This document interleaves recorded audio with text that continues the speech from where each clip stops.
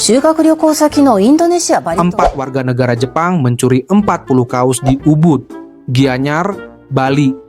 Mereka ternyata masih berstatus siswa SMA. 4 pemuda itu merupakan siswa di Otani Junior and High School, Prefektur Kyoto, Jepang.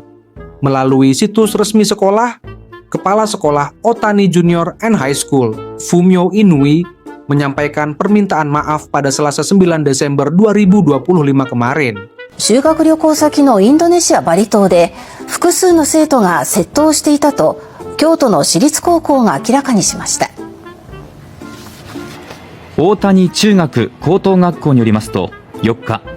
修学旅行に参加していた高校2年の複数の生徒が訪問先のインドネシアバリ島で窃盗をしていたことを確認したということです。学校は昨日、被害店舗と現地の関係者に対する謝罪をホームページに掲載し、生徒指導の在り方を真摯に見直す必要があるとしています。